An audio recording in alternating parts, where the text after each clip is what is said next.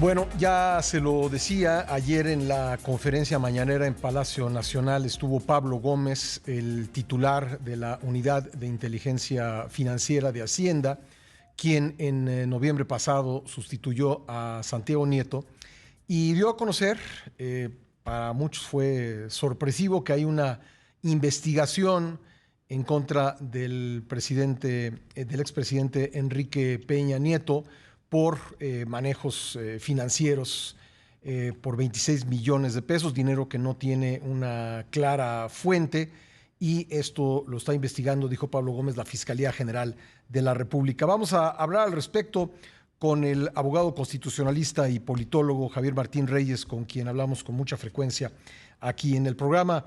Javier, ¿cómo estás?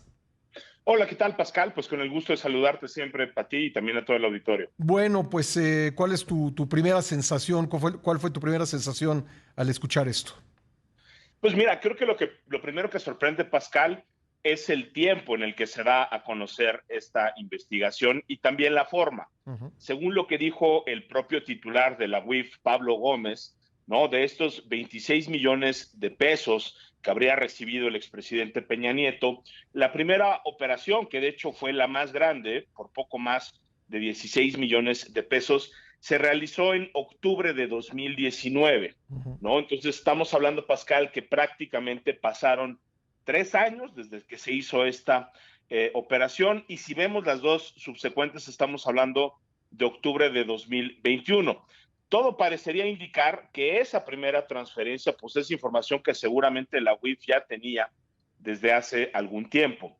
¿Por qué se hace de esta manera en este contexto? Hay que recordar también pues que la UIF a final de cuentas no es la fiscalía, no hace una investigación, digamos, de corte penal, ni mucho menos le presenta el caso, ¿no? A los jueces Ujú. penales. Lo único que hace es monitorear, generar esta información, enviársela a la fiscalía para que luego la fiscalía continúe con las investigaciones y eventualmente decida o no si presenta el caso ya para su judicialización. Entonces creo La que ahí UIF es hay la que levanta la una. bandera roja, digamos.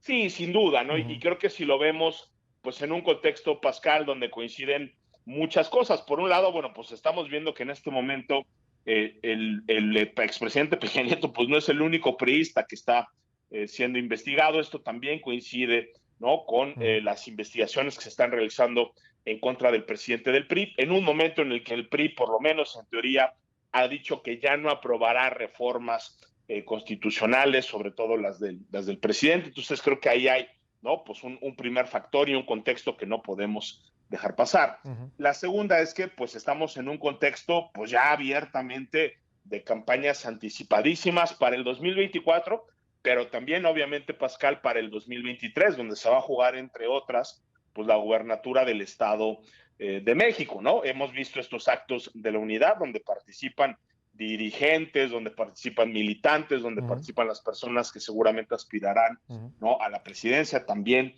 ¿no? Quienes aspirarán en su momento seguramente a la gobernatura del Estado de México. Y pues no olvidemos que el presidente Peña Nieto pues es un político priista, ¿no? De lo que tradicionalmente se ha entendido como el grupo Atlacomulco. Entonces también creo que pues es algo que no podemos dejar pasar, el Y contexto de la además, situación que se Javier, viene. coincide esta información con el arranque adelantadísimo del proceso para designar al candidato de Morena a la gubernatura del Estado de México, ¿no? Hay una coincidencia ahí también.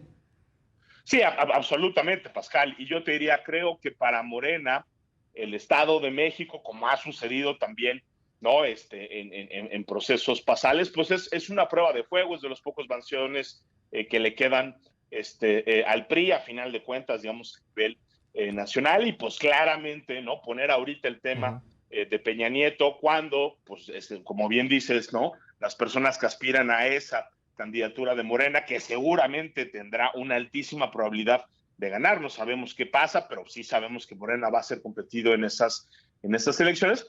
Pues sí nos hablan, ¿no? Muy probablemente, Pascal, y eso es algo peligroso, pues de un uso, déjame ponerlo así claramente, no solo político, sino incluso electoral, de las herramientas con las que cuenta el presidente de la República, ¿no? De nueva cuenta, ¿cuál era la necesidad de hacerlo público en este momento? Pues la Ujú. realidad es que ninguna. En sentido estricto, la UIF lo que tendría que hacer es comunicarle a la Fiscalía para que luego la Fiscalía salga. ¿Qué tiene que hacer Pablo Gómez en la mañanera, ¿no? Hablando de un exmandatario? Ya después era evidente que era Peña Nieto, lo señaló el propio presidente de la República, pues es algo que tenemos que tener ahí en el radar.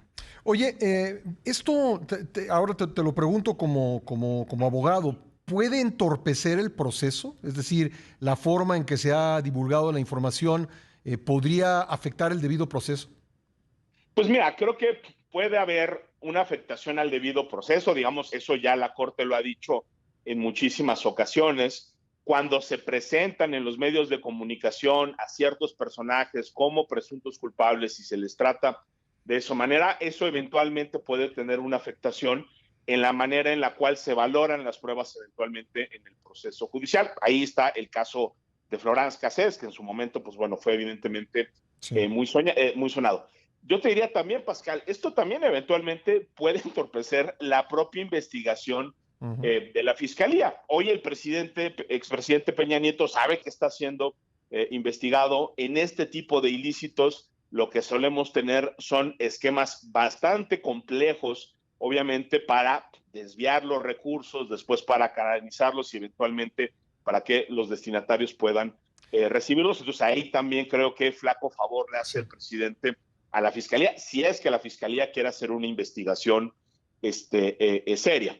Lo que habría que decir también, Pascal, es que pues esto apenas comienza, ¿no? Digamos que la UIF tenga cierta información sobre un esquema que en principio, pues por supuesto que levanta ciertas alarmas, hasta donde tengo entendido en las declaraciones que presentó el expresidente Peña Nieto, ¿no? Digamos de ingresos, de patrimonio y demás, incluso en la de conflicto de intereses, no se mencionaba esto que ayer decía el titular de la UIF, que incluso era accionista en una de estas empresas que eventualmente pudo haber recibido dineros públicos. Pero vaya, si pensamos en el caso de Emilio Lozoya, de Rosario Robles, pues podemos tener ahí una buena idea de que los procesos penales en México y más de esta magnitud muchas veces no se miden ni siquiera en meses, sino en años, Pascal.